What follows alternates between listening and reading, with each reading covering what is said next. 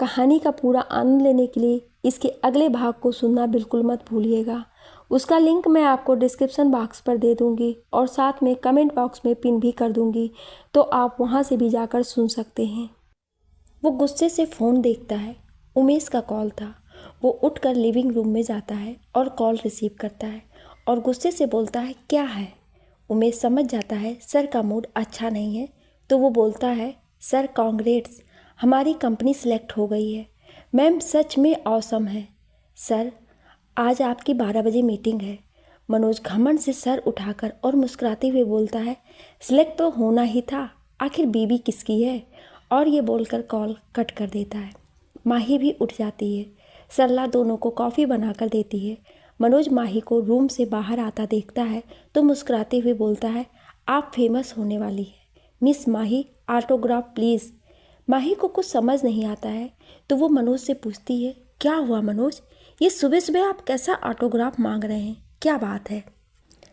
मनोज उसको देखता है और बोलता है, हमारी कंपनी सिलेक्ट हो गई है। माही को अपने कानों पर यकीन नहीं होता है। वो खुशी से चिल्लाती है। उसको खुशी में होश ही नहीं रहता है और मनोज के गले लग जाती है और बोलती है, thank you Manoj, thank you मेरा सपना पूरा करने के लिए। मनोज एक पल के लिए तो सदमे में चला जाता है, क्योंकि आज से पहले उसने माही को इतना खुश नहीं देखा था।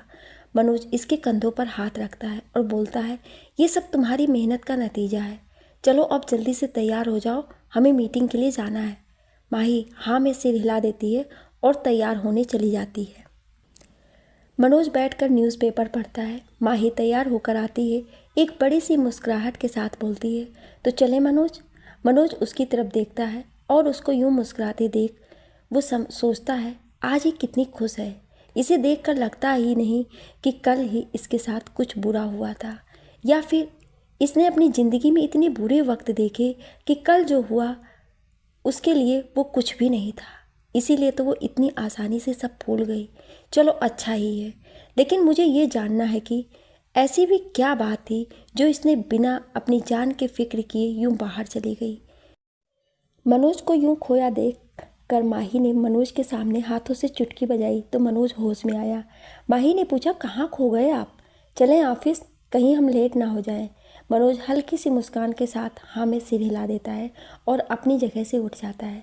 तभी सरला आती है और बोलती है, मैडम आज आपके लिए बहुत बड़ा दिन है, लीजिए दही चीनी खा लीजिए, इससे आपका सब काम अच्छा हो जाएगा।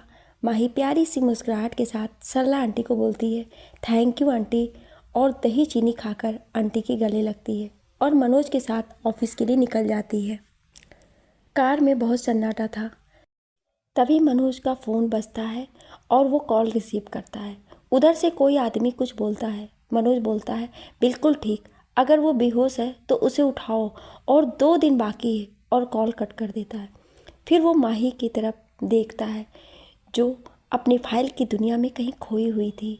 वो उसको देखता है और हल्का सा स्माइल करता है और सोचता है कि ये जब काम करती है तो ये और भी खूबसूरत लगती है। वो दोनों ऑफिस पहुंचते हैं और मीटिंग शुरू होती है। मीटिंग खत्म होने के बाद सब लोग बहुत खुश होते हैं और एक दूसरे को बधाइयाँ देते हैं। कॉन्ट्रैक्ट की खुशी में सभी ऑफिस के लोग आपस में पार्टी करने की सोचते हैं और शाम को सब पार्टी करते हैं। पार्टी में मनोज और माही कपल्स डांस करते हैं।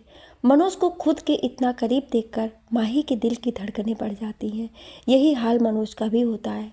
माही सोचती है, मेरे साथ ऐसा क्यों हो रहा है?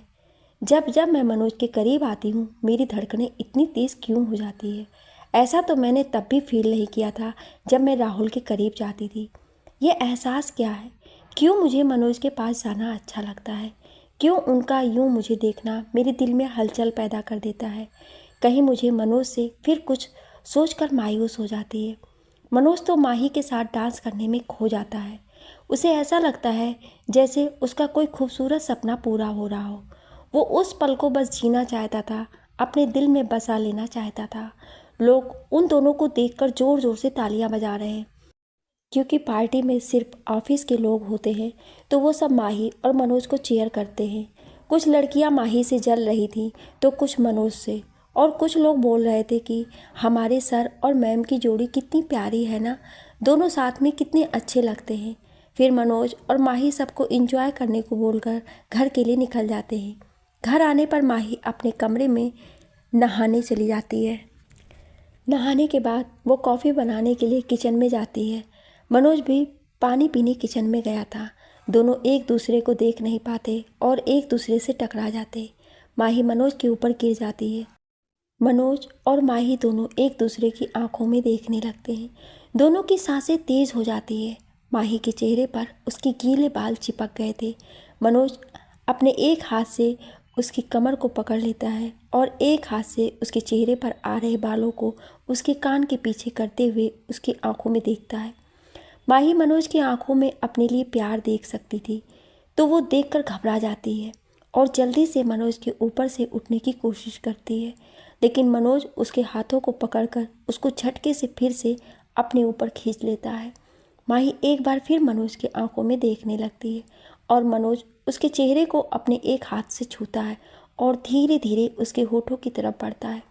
माही भी बस उस पल में खो जाना चाहती थी, पर वो ऐसा नहीं कर सकती थी। ये सोचकर उसके आंखों में आंसू आ जाते हैं। मनोज उसके होठों के बहुत नज़दीक पहुंच जाता है कि तभी माही बोलती है, मनोज प्लीज़ नहीं। ये बोलकर वो खड़ी हो जाती है और आंगन की तरफ चली जाती है। उसके आंखों से आंसू निकलने लगते हैं। वो चांद को देखने लगती है, जैसे वो उससे कुछ सवाल पूछ रही हो। मनोज भी माही के यूं अचानक से मना करने पर उदास हो जाता है। फिर वो जल्दी से खड़ा हो जाता है। वो सोचता है कि माही कहीं उसको गलत ना समझ ले, इसीलिए वो उसको खोजता उसके कमरे में जाता है, लेकिन वो देखता है कि माही आंगन में खड़े होकर चांद को देख रही थी। वो भी बस माही को देखने लगता है, फिर कुछ सोचता है और माही के बगल में खड़ा हो जाता है। माही उसको अपने बगल में खड़ा देखकर थोड़ा सा असहज महसूस करती है। वो मनोज को हल्की सी मुस्कान के साथ गुड नाइट बोलती है और अपने रूम की तरफ जाने लगती है। तो मनोज उसको बोलता है, आई एम सॉरी, मैं ऐसा कुछ करना नहीं चाहता था। वो बस माही उस बात को बीच में ही काटते हुए बोलती है, कोई बात नहीं, मैं आपसे नाराज़ नहीं हूँ। ये सुनकर मनोज को थोड़ा आराम महसूस हुआ।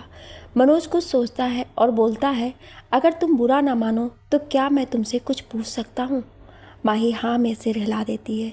तो मनोज उससे पूछता है, उस दिन तुम बिना बताए कंपनी से बाहर क्यों चली गई? किसका कॉल आया था? माही सोचती है और बोलती है, उस दिन जब मैं तैयार होने जा रही थी तो मुझे अचानक से सनाया का कॉल आया। उसने मुझसे रोते हुए कहा कि राहुल का एक्सीडेंट हो गया है।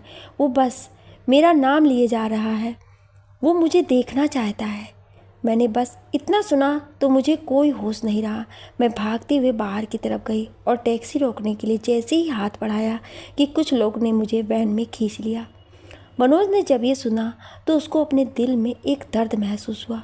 वो खुद को संभालते हुए बोला, बहुत रात हो गई है, गुड नाइट। और ये बोलकर वो चांद की तरफ देखने लगा। वो अपने आंसुओं को रोकने की कोशिश करने लगा। वो हल्के से मुस्कुराया और बोला, राहुल? हाँ राहुल। मैं ये कैसे भूल गया कि वो राहुल से प्यार करती है। मैंने ये कैसे सोच लिया कि वो भी मुझे प्यार करती होगी। यानी उसने जो पार्टी में कहा था वो बस राहुल को खुद से दूर रखने के लिए कहा था, ताकि उसको सूरज कोई तकलीफ़ ना पहुंचाए। हाँ सच में वो उससे कितना प्यार करती है कि उसने खुद की जान की भी फिक्र नहीं की। ये सोचकर उसको बहुत ज़्यादा तकलीफ़ होने लगी। वो अपने रूम में गया और ड्रिंक करने लगा। वो पूरी रात जगा रहा। उसने खुद से ही कहा, मनोज तू उन दोनों के बीच में नहीं आ सकता है, वो दोनों एक दूसरे को बहुत प्यार करते हैं। ये सोचकर वो हल्के से मुस्कुराया और उसने सोच लिया कि अब वो माही से दूर रहेगा। वो सुबह उठा और तैयार होकर ऑफिस के लिए निकल गया। जब माही तैयार होकर आई तो उसने सरला से मनोज के बारे में पूछा, तो सरला ने उसे बताया कि सर तो ऑफिस चले गए हैं। ये सुनकर माही थोड़ा रुकी और बोली, क्या मनोज ऑफिस चले गए, मुझे बिना लिए? सरला बोली, मैडम सर ने बोला है कि आज से आप अपनी कार से ऑफिस जाएंगी। वो आपका नीचे इंतज़ार कर रही है। आपकी सेफ्टी के लिए 2 बॉडीगार्ड्स को भी रखा गया है। माही ये सुनकर थोड़ा उदास हो जाती है और ऑफिस निकल जाती है। मनोज अब माही से दूर दूर रहने लगता है।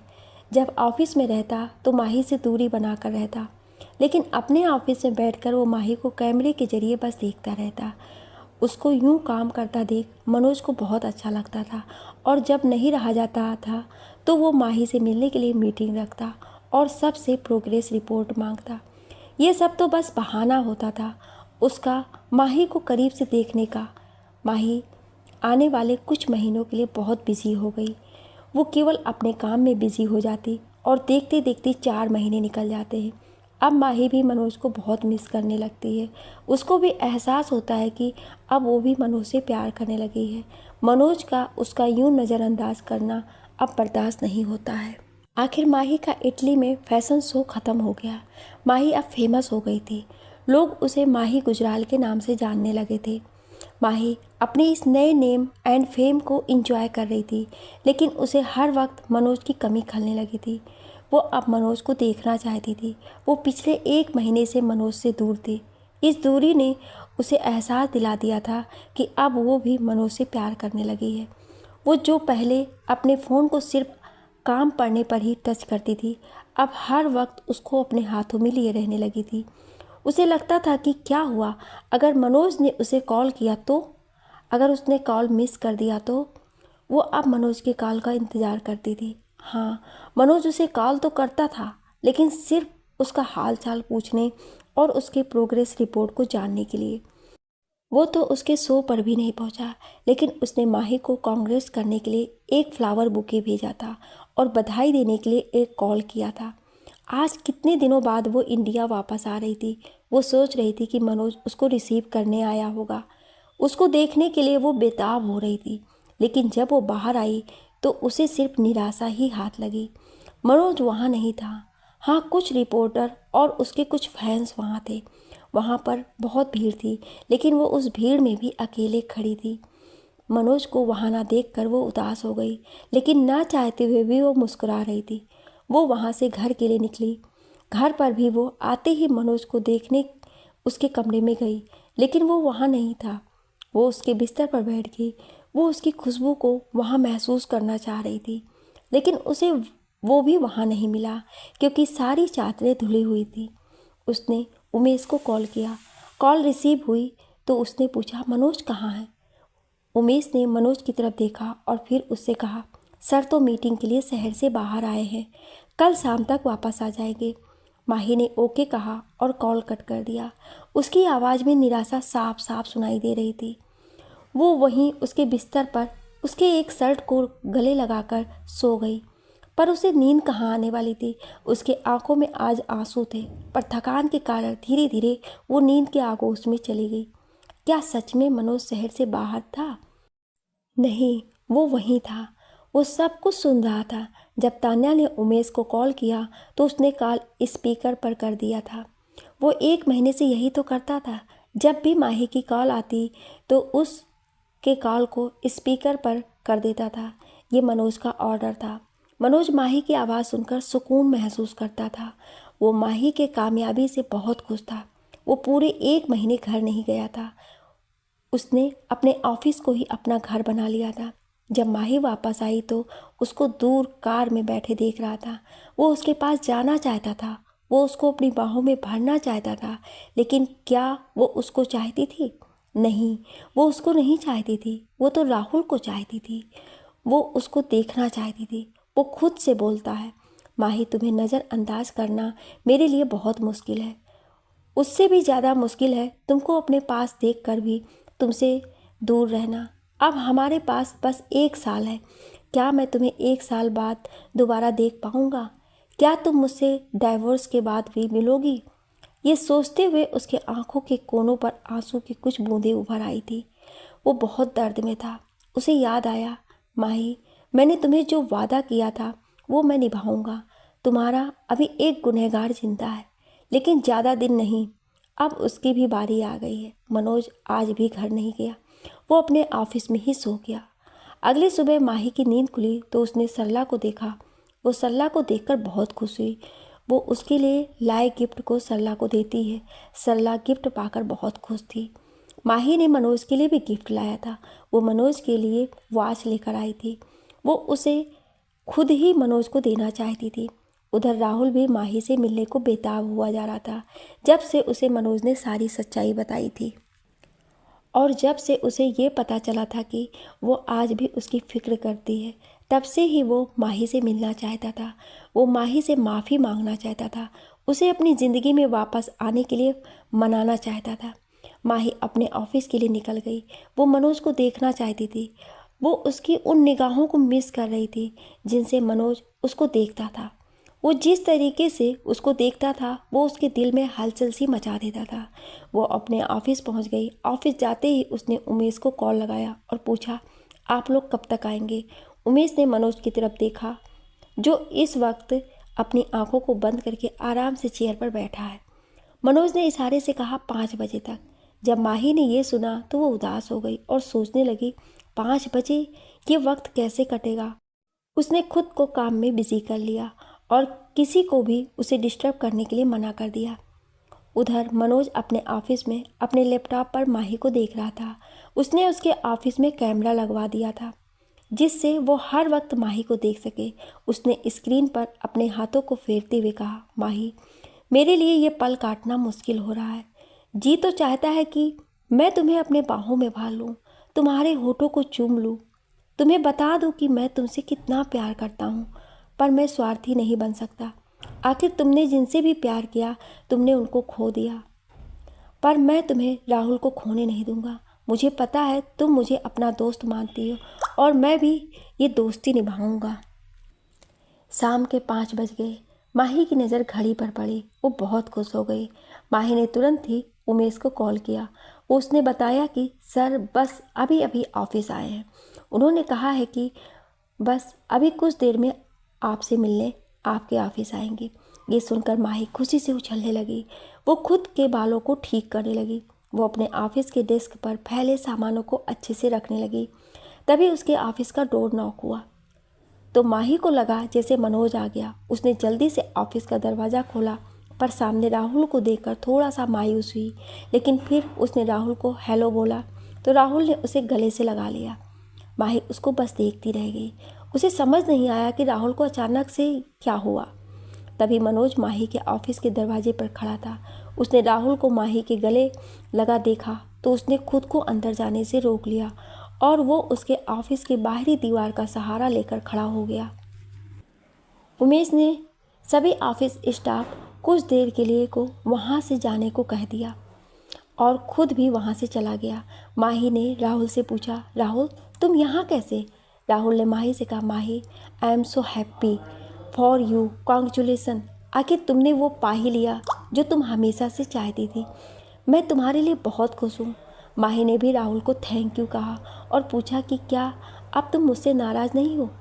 राहुल ने माही के आंखों में देखते हुए कहा, तुमने ऐसा क्यों किया? तुमने मुझे बताया क्यों नहीं?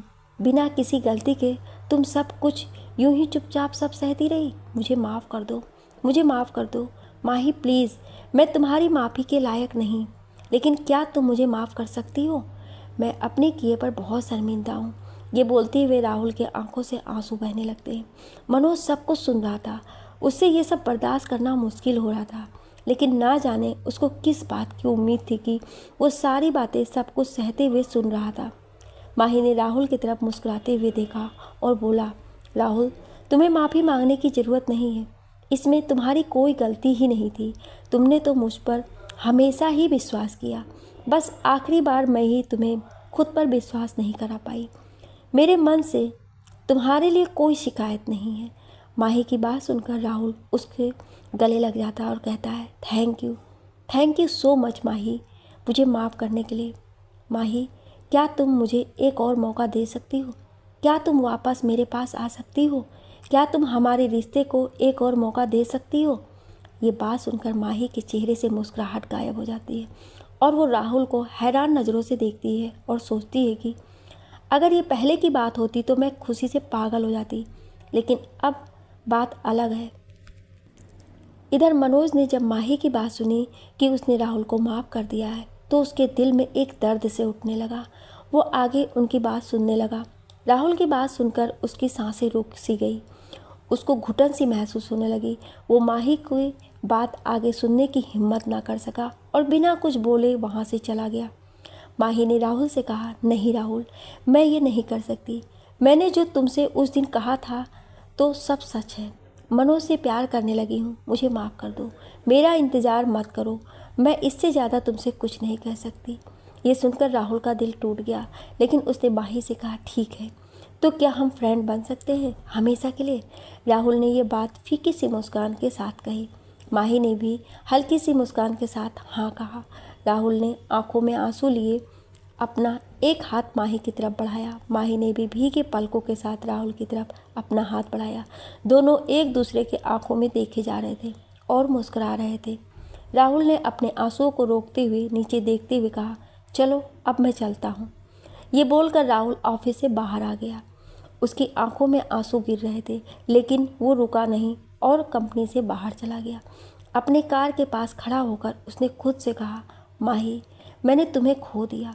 एक बार फिर से ये बोलकर वो कार में बैठ गया और अपने घर की तरफ चल दिया।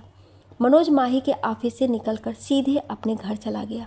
उसने सरला को आज जल्दी छुट्टी दे दी। वो अपने कमरे में गया और उसने आराम से शावर लिया। इधर माही मनोज का इंतज़ार कर रही थी, लेकिन मनोज जब काफ़ी देर तक नहीं आया तो उसने मनोज को कॉल किया, लेकिन मनोज ने कॉल रिसीव नहीं किया। तो माही नाराज़ हो गई और उसने उमेश को कॉल किया और गुस्से से पूछा, मनोज कहाँ है, तो अभी तक आए क्यों नहीं? तो उमेश ने कहा, सर घर चले गए। माही ने कॉल कट कर दिया और गुस्से से घर के लिए निकल गई। पूरे रास्ते बस वो गुस्से से अपना मुंह फुलाकर बैठी थी। वो घर पहुंची और बोली, ये मनोज अपने आप को समझते क्या हैं? ये कोई महाराजा है जो सब लोग इनका इंतज़ार करेंगे? आज बताती हूँ मैं इनको। उसने दरवाज़ा भी नहीं खटखटाया और वो सीधे मनोज के रूम में घुस गई। मनोज ने बाथरोब पहन रखा था। उसने एक हाथ में टॉवल पकड़ रखी थी, जिससे वो अपने बालों को पोंछ रहा था। अचानक से दरवाज़ा खुलने की आवाज़ सुनकर वो माही की तरफ मुड़ा। तभी माही ने ध्यान नहीं दिया और वो सीधे मनोज के पास पहुंच गई और उसने कहा, तुम बंदर अपने आप को समझते क्या हो? तुम्हें क्या लगता है सब लोग तुम्हारे आगे पीछे घूमते हैं?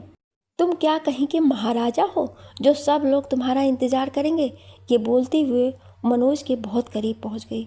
वो उससे हाइट में काफ़ी छोटी थी। वो मुश्किल से मनोज के सीने तक पहुंच रही थी। उसे मनोज को देखने के लिए अपना सिर ऊपर करना पड़ रहा था। मनोज पहले तो माही को ध्यान से देख रहा था। उसका यूं अपने सामने देख उसके चेहरे को देखने लगा। गुस्से से माही के गाल हल्के गुलाबी लग रहे थे। वो उस गुस्से में भी मनोज को काफ़ी सुंदर लग रही थी। आज माही को ऐसे लड़ते हुए उसने पहली बार देखा था। मनोज को हंसी आ गई। माही ने जब मनोज को हंसता हुआ देखा तो वो उसकी प्यारी सी हंसी को देखते ही कहीं खो सी गई। वो मनोज से बोली, तुम हंस क्यों रहे हो? मनोज ने हंसते हुए माही को देखा और थोड़ा सा झुकते हुए माही के चेहरे के करीब आया और बोला, तो आप मेरा इंतज़ार कर रहे थे? माही थोड़ा सा घबराती हुई पीछे हुई और बोली, ऐसा कुछ नहीं है, वो तो मैं बस। मनोज थोड़ा और पास आते हुए बोला, तो कैसा? मिस माही गुजराल, ज़रा बताएंगी आप मुझे? माही फिर थोड़ा पीछे हुई और बोली, वो तो उमेश ने बोला था कि आप 5 बजे मुझसे मिलने आएंगे, बस इसीलिए। मनोज मुस्कुराते हुए उसके और करीब आया। उसको माही को परेशान करने में मज़ा आ रहा था। वो उसके और पास गया और बोला, अच्छा ऐसा है क्या? क्या उमेश ने खुद कॉल करके आपको बोला? माही फिर थोड़ा पीछे हुई। इस बार वो दीवार से टकरा गई तो वो सोचने लगी, ये आज मनोज को क्या हुआ है? माही, तुझे भी ना खुद से पंगे लेने की आदत हो गई है, अब भुगत। वो थोड़ा सा घबराहट के साथ मनोज को देखी और बोली, हाँ बिल्कुल, उन्होंने ही मुझे कॉल करके बताया था। इस बात पर मनोज माही के एकदम पास आ गया और उसने दीवार पर अपने दोनों हाथों को रख दिया और माही दोनों बाहों के बीच आ गई। वो माही की आंखों में देखते हुए बोला, तो अब आप झूठ भी बोलने लगे हैं? माही ने हैरानी से मनोज की तरफ देखा और बोला, क्या? आपको कैसे पता चला? मनोज उसके रिएक्शन से खुद को हंसने से रोक नहीं पाया और वो हंसते हुए हल्का सा झुका और उसने माही के गालों पर एक हल्का सा किस कर लिया। माही तो वहीं जम गई। वो अपनी आंखें बड़ी बड़ी करके मनोज की तरफ देखने लगी। उसके मुंह से तो आवाज़ ही नहीं निकल रही थी। मनोज ने माही की आंखों में देखा और उसको ऐसे देख वो हंसते हुए उससे दूर हट गया और कपबोर्ड का दरवाज़ा खोलते हुए बोला, वह ऐसे क्योंकि मैं उस वक्त वहीं था, तुमसे बहुत नाराज़। तुमने मुझे क्यों नहीं कॉल किया? तुम हमेशा ही उमेश को ही कॉल करती हो। माही अभी भी सदमे में ही थी। उसने हल्के से अपने गालों को छुआ।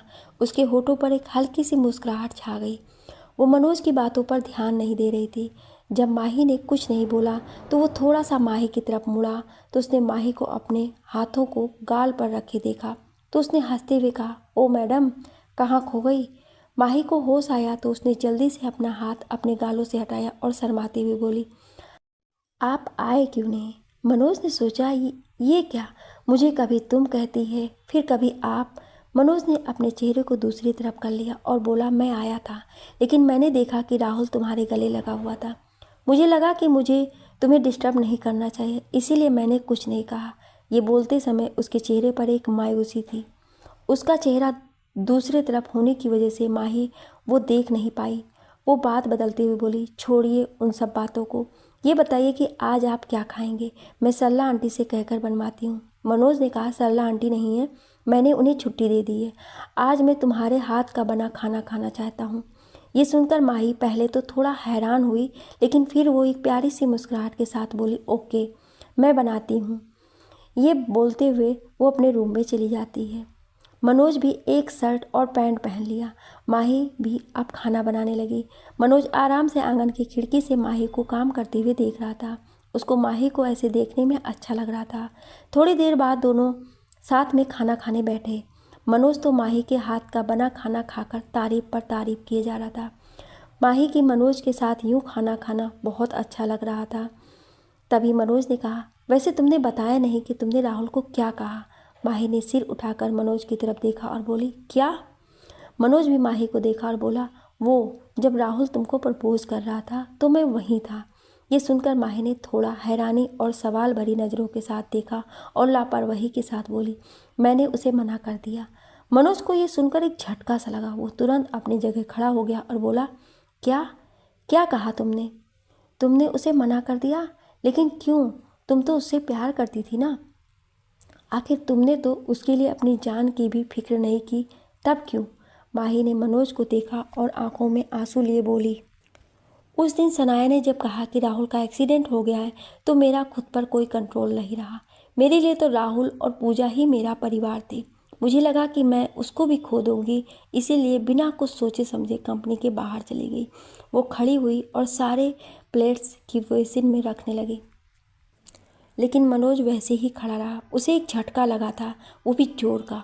वो खुशी से पागल हुए जा रहा था। उसको नाचने का मन कर रहा था, लेकिन वो नाच नहीं सकता था। माही अपने कमरे की तरफ बढ़ी तो मनोज ने माही को रोक लिया और उसके गले से लग गया। माही को कुछ समझ नहीं आया। मनोज से बोली, मनोज, आपको क्या हुआ? मनोज बहुत खुश था। उसने माही से कहा, क्या तुम सच में राहुल को प्यार नहीं करती हो? माही ने हाँ में सिर हिला दिया तो मनोज ने खुशी से माही को अपने बाहों में पकड़कर ऊपर उठा लिया। माही को कुछ समझ नहीं आ रहा था कि मनोज ऐसा क्यों कर रहे हैं। माही ने मनोज से कहा, मनोज, नीचे उतारिए मुझे। पर मनोज ने अपनी पकड़ और तेज कर ली और माही के कान के पास आकर बोला, Mahi, I love you so much. और उसने माही के गालों पर किस कर लिया। माही तो एकदम से जम गई। उसे अपनी कानों पर यकीन नहीं हो रहा था। मनोज आगे बोला, आई लव यू माही, मैं तुम्हें बचपन से प्यार करता हूँ। मुझे पता नहीं था प्यार क्या होता है, लेकिन जब से जाना है मैं सिर्फ तुमसे ही प्यार करता हूँ। मैंने बहुत इंतज़ार किया है तुम्हारा, लेकिन अब मुझसे तुम्हारा और इंतज़ार नहीं होता। माही ने जब मनोज की बात सुनी तो उसके भी आंखों में आंसू आ गए। वो बोलना चाहती थी कि मनोज, मैं भी तुमसे बहुत प्यार करती हूँ। वो बोलने के लिए अपना मुंह खोलती है, फिर कुछ सोचकर अपने बात को बोलने से रुक जाती है और थोड़ा नाराज़गी के साथ बोलती है, मनोज, पहले मुझे नीचे उतारिए। मनोज ने माही को नीचे उतार दिया। वो माही को देखने लगा। माही भी मनोज को देख रही थी। उसके आंखों में आंसू थे। वो बोली, मैं ऐसा नहीं कर सकती। मनोज उसके दोनों कंधों को पकड़ते हुए बोला, क्यों नहीं कर सकती? आखिर बताओ, क्यों नहीं कर सकती मुझसे प्यार? क्या मैं तुम्हारे लायक नहीं? बोलो, तुम्हें क्या नहीं पसंद? मैं खुद को तुम्हारे लिए बदल लूँगा। माही बोली, नहीं, आप में कोई कमी नहीं है। मैं आपसे तो क्या, किसी से भी प्यार नहीं कर सकती। ये बोलकर वो अपने कमरे में जाने लगती है तो मनोज गुस्से से उसके हाथ को पकड़ लेता है और उसको खींचकर अपने करीब कर लेता है। माही मनोज के सीने से जा लगती है। मनोज थोड़ा झुकता है और उसकी आंखों में देखता है और उससे बोलता है, क्यों नहीं कर सकती तुम मुझसे प्यार? तुम झूठ बोल रही हो, तुम्हारी आंखों में मुझे मेरे लिए प्यार नज़र आ रहा है, तो फिर क्यों नहीं मान लेती कि तुम भी मुझसे प्यार करती हो? माही उसके आंखों में देखती है और बोलती है, क्योंकि मैं आपके लायक नहीं। मनोज हल्का सा मुस्कुराता है और उसके आंसुओं को पोंछते हुए कहता है, किसने कहा कि तुम मेरे लायक नहीं? मैंने तुमसे प्यार किया है, तुम्हारे इस जिस्म से नहीं। तुम्हारे साथ जो भी हुआ वो तुम्हारी बिना मर्जी के हुआ है, पर मैंने तो किसी और के साथ अपनी मर्जी से संबंध बनाए। तो तुम बताओ, हम दोनों में अशुद्ध कौन है? कौन किसके लायक नहीं है? क्या तुम्हारे लिए भी सिर्फ जिस्म की शुद्धता ही मायने रखती है? मन की शुद्धता कोई मायने नहीं रखती? माही मनोज की बातों को सुनकर रोने लगती है और वो रोते हुए मनोज के गले लग जाती है और बोली, आई लव यू मनोज, मैं भी आपसे प्यार करती हूँ, मैं आपके बिना नहीं रह सकती। मनोज उसकी बात को सुनकर बहुत खुश हो गया। उसने माही को अपने गले से लगा लिया। दोनों एक दूसरे के गले से काफ़ी देर तक लगे रहे। फिर माही ने अचानक से कहा, लेकिन कॉन्ट्रैक्ट का? मनोज हंसते हुए बोला, वो जब ख़त्म होगा तो हम फिर से एक ग्रैंड वेडिंग करेंगे। दोनों हंसने लगते हैं। मनोज हंसते हुए माही को अपने गोद में उठा लेता है और उसको अपने कमरे में ले जाता है। माही का दिल जोर जोर से धड़कने लगता है। मनोज उसको अपने बिस्तर पर लेटा देता है और खुद उसके बगल में लेट जाता है। वो माही को उसके कमर से पकड़कर उसको करीब कर लेता है और उसके होठों पर किस कर लेता है। माही उसको बस शर्माते हुए देखती रह जाती है। मनोज उसके कानों में धीरे से बोलता है, क्या मुझे इजाज़त है?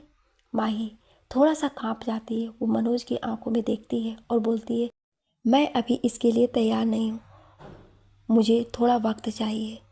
अरे मैं तो तुमको गले से लगाकर सोने की इजाज़त मांग रहा था, तुम्हें क्या लगा? वो हल्का सा मुस्कुराते हुए बोला। माही शर्माते हुए मनोज के सीने से लग गई। मनोज ने भी हंसते हुए उसको अपने गले से लगा लिया और दोनों एक दूसरे की बाहों में सो जाते हैं। सुबह हुई। माही की नींद खुली तो उसने मनोज को अपने बगल में सोए हुए देखा। वो बस उसको देखते रह गई। उसने मनोज के माथे पर हल्का सा किस किया और वो तैयार होकर बाहर आ गई। सल्ला भी आ चुकी थी। उसने जब माही को मनोज के रूम में आता देखा तो वो सब समझ गई। उसने मुस्कुराते हुए माही से कहा, मैडम मैं आपके लिए बहुत खुश हूँ, आखिरकार आप लोग एक हो गए। ये बात सुनकर माही थोड़ा शर्मा गई और वो हंसते हुए बोली, थैंक यू आंटी, और सरला आंटी के गले लग गई। तभी मनोज भी रूम से बाहर आया। वो उन दोनों को गले देख हल्का सा मुस्कुराया और फिर न्यूज़पेपर पढ़ने लग गया। दोनों ने ब्रेकफास्ट किया और ऑफिस के लिए निकल गए। मनोज तो अपने ऑफिस में बैठकर माही को देखता था, लेकिन माही नहीं। इसीलिए माही बहुत बेचैन थी। उसका मन काम में नहीं लग रहा था। जैसे ही लंच टाइम हुआ वो मनोज के ऑफिस पहुंच गई। उसने मनोज के ऑफिस के दरवाजे पर नॉक किया तो मनोज ने आवाज़ दी, माही तुम्हें दरवाज़ा नॉक करने की ज़रूरत नहीं है। माही को एकदम से समझ नहीं आया कि मनोज को कैसे पता चला कि ये मैं हूँ। उसने चारों तरफ नज़रें दौड़ाई, ये देखने के लिए कि कहीं कोई कैमरा तो नहीं है, पर उसे कोई कैमरा नहीं दिखाई दिया। मनोज अपने ऑफिस में बैठे ये सब देख रहा था। वो उसके इस हरकत पर खुद को हंसने से रोक नहीं पाया। उसने हंसते हुए कहा, तुम ये क्या अपने चारों तरफ देख रही हो? वहाँ कोई कैमरा नहीं है। माही फिर से चौंक गई। वो दरवाज़ा खोलकर अंदर गई तो उसे मनोज ऑफिस में दिखाई नहीं दिया। उसने आवाज़ दी, मनोज आप कहाँ हैं? तभी मनोज ने उसे पीछे से आकर उसको अपने बाहों में भर लिया तो माही चीख उठी। मनोज ने उसके मुंह पर अपना हाथ रखा और धीरे से उसके कानों में बोला, चीख क्यों रही हो? इंसान हूँ, भूत नहीं। तो माही जल्दी से उसकी तरफ पलटी और मनोज से बोली, आपने तो मुझे डरा ही दिया। ऐसा भी कोई करता है क्या भला? मनोज ने उसके अपने गले से लगाया और बोला, ठीक है अब नहीं करूँगा। क्या तुम मुझे मिस कर रही थी? माही ने भी छिपाया नहीं और बोली, हाँ मैं आपको मिस कर रही थी। फिर दोनों एक दूसरे को देखकर मुस्कुराए। मनोज ने माही से कहा, आओ मैं तुमसे कुछ ज़रूरी बात करना चाहती हूँ। माही और मनोज दोनों ऑफिस में रखे सोफे पर बैठ गए। मनोज ने माही को एक फाइल थमाया और खुद आराम से बैठ गया। उसने उमेश से लंच ऑर्डर करवाया। माही उस फाइल को देख रही थी और मनोज माही के बालों में अपनी उंगलियां फिरा रहा था। माही ने जब फाइल पढ़ी तो उसने कहा, ये तो अजय सिंघानिया की कंपनी की डिटेल्स है। मनोज ने धीरे से हाँ में सिर हिला दिया तो माही ने बोला, यह आपने मुझे क्यों दिया? मनोज ने माही का एक हाथ अपने हाथों में लिया और उसके आंखों में देखते हुए बोला, क्योंकि अब उसका वक्त आ गया है, तुम्हें तैयार रहना होगा। माही को फिर से सूरज की घटना याद आई तो वो फिर से डर गए, कांपने लगी। मनोज को माही का कांपना समझ आ गया। उसने अपना एक हाथ उसके सिर पर रखा और खुद के करीब करते हुए बोला, मुझे पता है कि तुम डर गई हो, पर मुझ पर भरोसा रखो, इस बार कोई भी तुम्हें छू भी नहीं पाएगा। मैंने पहले से ही सारा प्लान कर रखा। माही ने अपना सिर मनोज के सीने पर रखा और एक हाथ से उसने मनोज के शर्ट को पकड़ लिया और बोली, मुझे आप पर पूरा भरोसा है। मनोज ने माही के सिर पर चूमते हुए कहा, यह आखिरी है, फिर कभी तुम्हें किसी से डरने की ज़रूरत भी नहीं पड़ेगी। माही ने अचानक से पूछा, लेकिन आपने ये सब किया कब? मनोज थोड़ा मुस्कुराते हुए बोला, जब तुम इटली गई थी तब। मुझे तुम्हारी सेफ्टी की बहुत चिंता हुई, क्योंकि सूरज तो अब मर चुका है, लेकिन जब तक अजय सिंघानिया जिंदा है तब तक तुम्हारे ऊपर खतरा हमेशा बना रहेगा। और जो सनाया के साथ हुआ उसके बाद तो वो पागल ही हो गया है। उसने तुम्हारे पीछे बहुत से आदमियों को लगा रखा है। जब उसे पता चला कि तुम इटली अकेले गई हो तो उसने अपने कुछ आदमियों को भेजा था तुम्हें मारने के लिए, पर मैंने जो बॉडीगार्ड भेजे थे तुम्हारे लिए, उन्होंने उन लोगों को कामयाब नहीं होने दिया। माही ये सब आश्चर्य से सुन रही थी। वो बोली, क्या बॉडीगार्ड? पर मैंने तो किसी को नहीं देखा। इस पर मनोज मुस्कुराया और बोला, उनकी यही तो खासियत है कि किसी को उनके होने का पता ही नहीं चलता है। जब मुझे इस बात का पता चला तो मैंने अजय को ढूंढने की बहुत कोशिश की, लेकिन उसका पता नहीं चला। तो मैंने उसे बिल से बाहर निकालने के लिए उसके बिजनेस का अपना हथियार बनाया। मैंने उसकी कंपनी के काफ़ी सारे शेयर खरीद लिए। उसने पहले से ही काफ़ी सारे लोन ले गए थे और अब उसके पास ज़्यादा पैसे नहीं हैं। जल्दी ही बैंक अपने पास पैसे को वसूलने के लिए उसका घर नीलाम करेगी। बस तुम्हें उस घर को खरीदना है। माही मनोज से पूछती है, क्या कहा? घर? पर हम उसका घर खरीद कर क्या करेंगे? मनोज बोलता है, क्योंकि उसने तुम्हारा घर जलाया है, उसने तुमसे तुम्हारा घर छीना है, अब तुम्हारी बारी है उससे उसका घर छीन कर उसके गुरूर को मिट्टी में मिलाने की। और वैसे भी उसका जब आलीशान घर बिकेगा तब वो ज़रूर वहाँ पर आएगा, और जब वो ये जानेगा कि वो घर तुमने खरीदा है तो वो तुमको देखने के बाद कोई ना कोई बेवकूफ़ी जरूर करेगा। हमें बस उसी मौके की तलाश करना है। मनोज, मुझे डर लग रहा है। ये बोलकर माही मनोज की बाहों से लिपट जाती है। मनोज माही से बोलता है, तुमको मुझ पर भरोसा है ना? माही मनोज की आंखों में देखती है और हाँ में सिर हिला देती है। मनोज उसके प्यार से चेहरे को अपने हाथों से पकड़ता है और उसके होठों पर किस कर लेता है। तभी उमेश डोर नॉक करता है और बोलता है, सर आपका लंच। मनोज गुस्से से बोलता है, आ जाओ। उमेश सोचता है, अब मैंने क्या किया जो ये मुझ पर फिर से नाराज़ हो रहे हैं। लेकिन जब वो माही को मनोज के ऑफिस में देखता है तो वो समझ जाता है। वो अंदर आता है और लंच रखकर चला जाता है। इस पूरे समय मनोज की निगाहें उसको घूर रही थी। ऑफिस के बाहर निकलने पर उमेश एक लंबी सांस लेता है और बोलता है, आज तो बाल बाल बचे। दोनों लंच करते हैं और कुछ देर बात करने के बाद अपने अपने काम में लग जाते हैं। धीरे धीरे एक हफ्ता बीत गया। आज नीलामी का दिन था। माही ने अपने आप को तैयार किया। आज उसे उस आदमी से बदला लेना था जिसने उसके परिवार को उससे छीना था। माही थोड़ी घबराई थी। मनोज से उसकी घबराहट छुपी नहीं रह सकी। उसने माही से कहा, माही तुम्हें कमज़ोर नहीं पड़ना है। अगर तुम कमज़ोर पड़ने लगो तो तुम याद करना उस वक्त को जब तुम्हारा घर तुम्हारे सामने जल रहा था। मुझे पता है ये तुम्हें बहुत तकलीफ़ देगा, लेकिन कभी कभी इंसान के गहरे से गहरे जख्म भी उस इंसान की सबसे बड़ी ताकत बन जाता है, और मैं तो तुम्हारे साथ ही हूँ। माही मनोज के गले से लग जाती है और बोलती है, हाँ उसे भुगतना होगा जो भी उसने किया है। उसे उसकी सज़ा मैं देकर रहूँगी। वो मेरा गुनहगार है। उसने अपने आंखों से आंसू पोंछे और बोली, चलिए चलते हैं। माही को इतने कॉन्फिडेंस में देखकर मनोज को बहुत अच्छा लगा। वो हल्का सा मुस्कुरा दिया और उसने माही का हाथ थाम लिया और दोनों कार की तरफ चल दिए।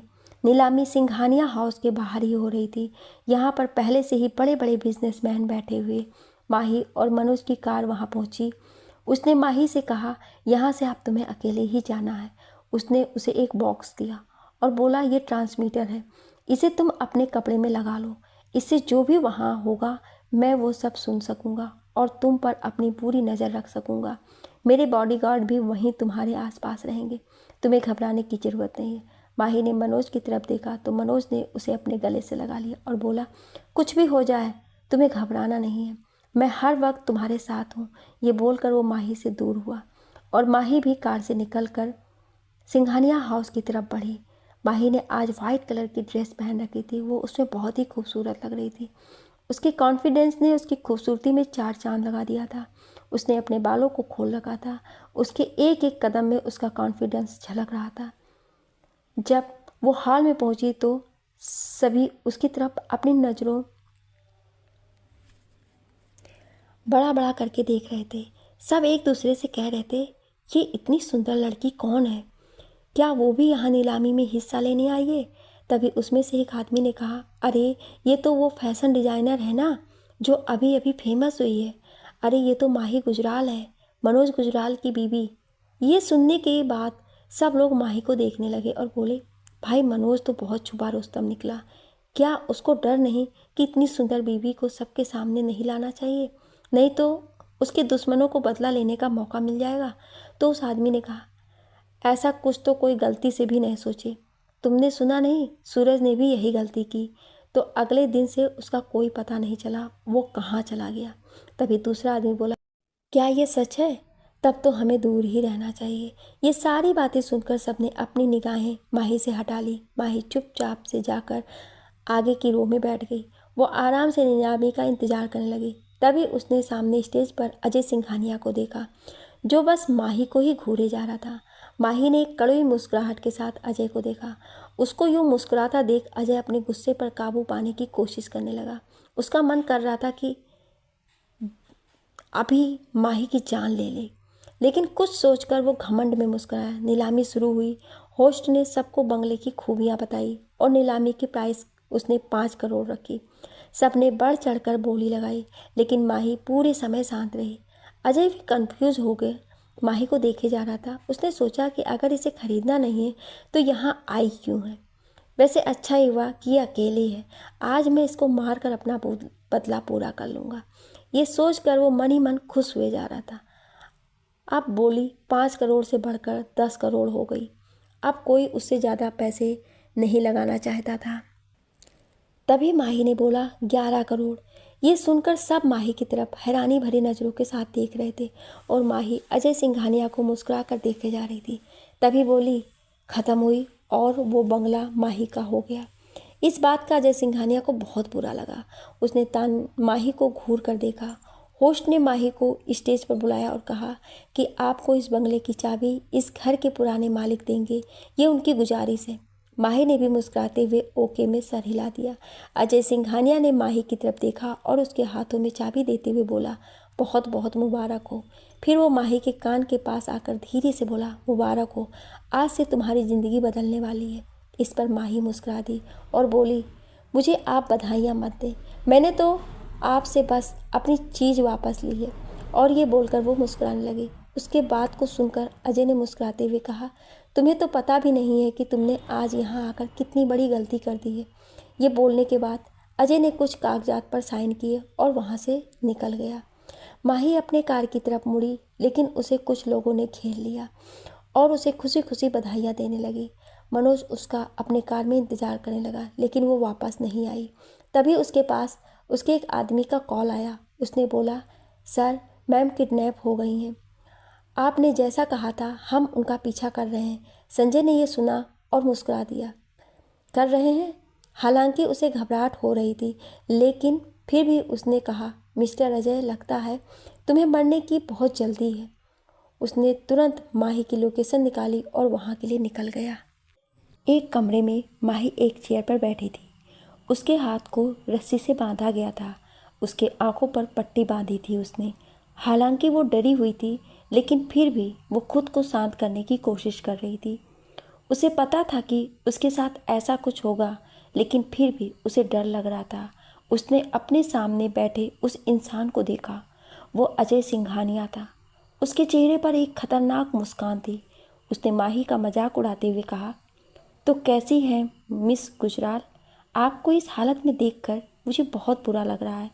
वो क्या है ना कि वक्त कभी भी एक जैसा नहीं रहता। कुछ देर पहले तुम मुझ पर हंस रही थी, अब मैं तुम्हारे ऊपर। माही उसको बहुत ध्यान से देख रही थी। वो हल्की सी हंसते हुए बोली, हाँ, लगता है तुमने अभी तक अपना सबक नहीं सीखा, इसीलिए अपनी मौत को बुला रहे हो। इस पर अजय ज़ोर ज़ोर से हंसने लगा और बोला, क्या बात है लड़की, अभी तक तुम्हारी अकल ठिकाने नहीं आई, इसीलिए मौत के मुंह में खड़ी होकर भी मुझसे जबान लड़ाने की कोशिश कर रही है। तुझे क्या लगा तुझे मनोज बचा लेगा? अरे उसे जब इस जगह का पता चलेगा तब ना, वो कभी सोच भी नहीं पाएगा कि मैंने तुम्हें शहर के बाहर इस अंडरग्राउंड पार्किंग में रखा है। और अगर पता चल भी गया तो यहाँ तक पहुँच नहीं पाएगा। यहाँ पर चप्पे चप्पे पर मैंने मौत का जाल बिछा रखा है, वो तुझ तक जिंदा नहीं पहुँचेगा। ये बोलकर अजय ज़ोर ज़ोर से हंसने लगा और बोला, मैं उसको कैसे भूल सकता हूँ, मुझे उससे भी तो अपना बदला लेना है। मैंने ये सारे जाल उसी के लिए तो बिछाए हैं। आज मैं तुम दोनों को मारकर अपना बदला पूरा करूँगा। ये सुनकर माही डर गई, पर उसने खुद को शांत दिखाते हुए उसने उससे पूछा, क्यों, आखिर क्यों तुम मुझे मारना चाहते हो? तुमने मेरे परिवार को तो पहले ही मार दिया, मुझसे मेरा बचपन छीन लिया, मेरा परिवार मेरे आंखों के सामने जलकर राख हो गया। क्यों, क्या मिला तुम्हें ये सब करके?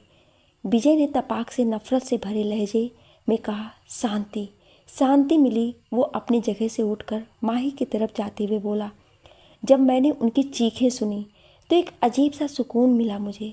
जब तुम्हारी माँ ने कॉलेज में सबके सामने मुझे थप्पड़ मारा और लोगों ने मेरा मजाक बनाया, उनकी आवाज़ें, उनकी वो हंसी मेरे कानों में गूंजती थी। मुझे हर पल वो थप्पड़ याद आता था। और वो तुम्हारा बुढ़ा दादा, उसने तो मेरी सबके सामने बेइज्जती की थी। जब मैंने उसको सीढ़ी से धकेला तो मेरे दिल को बहुत सुकून मिला। मैं ईसा को मारना नहीं चाहता था, लेकिन उसने मुझे नहीं, अपनी मौत को चुना।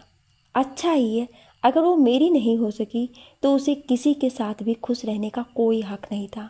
और मुझे तुमसे बेइंतहा नफरत है। तुम उन दोनों प्यार की निशानी हो और मैं उन दोनों की कोई भी निशानी नहीं रहने दे सकता। ये सुनकर माही के आंखों में आंसू निकल आए। उसने गुस्से से भरे तेज आवाज़ में बोला, अजय सिंघानिया, तुम एक निहायत ही घटिया और गिरे हुए इंसान हो। अब मुझे तुम्हें अपने हाथों से मारकर ही शांति मिलेगी। इस बात पर अजय पागलों की तरह ज़ोर ज़ोर से हंसते हुए बोला, क्या तुम पागल हो जो अपने मौत के इतना करीब होकर भी मुझे मारने की सोच रही हो? तुम सच में बहुत बेवकूफ़ लड़की हो, लेकिन इस बार मैं तुमको जिंदा रखने की गलती नहीं करूँगा। मैं तुमको भी ठीक वैसे ही मारूंगा जैसे मैंने तुम्हारे परिवार को मारा था। उसने अपने आदमियों को इशारा किया। उसके आदमियों ने माही के ऊपर पेट्रोल डालना शुरू कर दिया। माही बहुत डरी हुई थी, लेकिन उसने गुस्से भरे नज़रों से अजय को देखा। अजय माही को इतना शांत देखकर बोला, घबराओ मत, मैं तुम्हें इतनी आसानी से नहीं मारूंगा। पहले तुम्हारी आंखों के सामने तुम्हारे पति को मारूंगा, फिर मैं तुम्हें मुक्ति दूंगा। ये बोलकर वो ज़ोर ज़ोर से हंसने लगा। माही को अब सच में डर लगने लगा। वो मन ही मन मनाने लगी कि मनोज यहाँ ना आए। तभी बाहर उसे गोलियों की आवाज़ सुनाई देने लगी। अजय गोलियों की आवाज़ सुनकर बोला, लगता है वो आ गया, अब मज़ा आएगा। माही के दिल की धड़कनें बहुत तेज़ होने लगी। जैसे जैसे गोलियां की आवाज़ बढ़ रही थी वैसे वैसे ही उसके दिल की धड़कनें भी बढ़ती जा रही थी।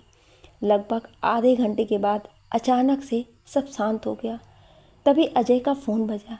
अजय ने हंसते हुए कहा, हाँ, उसको लेकर अंदर आओ। तभी सामने से कुछ आदमी मनोज को अपने साथ लेकर आए। उन्होंने मनोज के दोनों हाथों को पीछे की ओर बांध रखा था। उसके होठों से हल्का सा खून लगा हुआ था। उन्होंने उसको अंदर लाकर ज़मीन पर धक्का दे दिया। माही ने मनोज को इस हालत में देखा तो उसके दिल में बहुत जोरों का दर्द महसूस हुआ। उसने मनोज को हमेशा अपना सर घमंड में उठाए देखा था। उसकी आंखों में हमेशा एक तरह का तेज होता था जो सामने वाले को उसके सामने झुकने पर मजबूर कर देता था। उसको इस हालत में देखकर माही की आंखों से आंसू निकलने लगे। उसने मनोज को आवाज़ लगाया, मनोज, मनोज, मेरी तरफ देखिए, आपको यहाँ आने की क्या ज़रूरत थी? मनोज ने अपनी नज़रें माही की तरफ घुमाई और बोला, तुम जहाँ भी जाओगी मैं तुम्हें ढूंढता तुम्हारे पीछे वहाँ आ जाऊँगा। फिर उसने एक हल्की सी मुस्कुराहट देते हुए माही की तरफ देखा।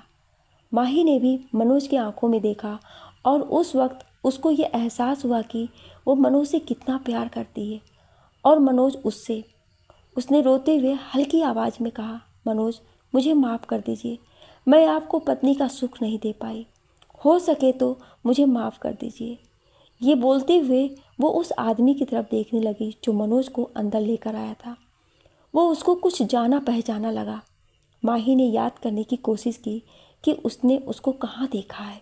उसे याद आया कि वो उसको इटली में उसके शो में देखा था और आज सुबह सिंघानिया हाउस के बाहर उसे समझ में आया। तो उसने अपनी आंखें बड़ी करके हैरानी से मनोज की तरफ देखा। मनोज भी समझ गया कि माही सब समझ गई है, तो उसने हल्की सी मुस्कान के साथ माही को आंख मार दी। माही मनोज की इस हरकत से हैरान हो गई और उसने मन ही मन सोचा, इसका मतलब मनोज नाटक कर रहे हैं, ये उनका गार्ड है। ये सोचकर माही के भी चेहरे पर हल्की सी हंसी आ गई।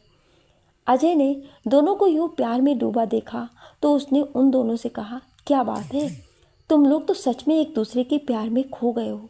पर ज़्यादा देर नहीं, अब तुम लोग मरने वाले हो। आखिर तुम लोग मेरी जाल में फंस ही गए। अब मैं तुम दोनों को मारकर अपना बदला लूँगा। तभी माही जोर जोर से हंसने लगी। उसको यूं हंसते देख अजय ने सोचा कि क्या ये लड़की पागल हो गई है। माही बोली, मानना पड़ेगा मनोज, क्या प्लान बनाया आपने इस चूहे को बिल से निकालने के लिए। अजय को एक जोर का झटका लगा। उसने पूछा, ए लड़की, ये क्या बोल रही है? प्लान? कैसा प्लान? मनोज अचानक से अपनी जगह खड़ा हो गया। उसके पीछे बंधे हाथ अब खुल गए थे। वो बोला, मैं बताता हूँ। ये बोलकर वो आगे बढ़ा और उसने अजय के सीने पर एक जोर की लात मारी। अजय दूर जाकर गिरा। उसने अपने सीने पर हाथ रख लिया। उसने मनोज से पूछा, तुम्हारे हाथ? ये तो बंधे थे ना?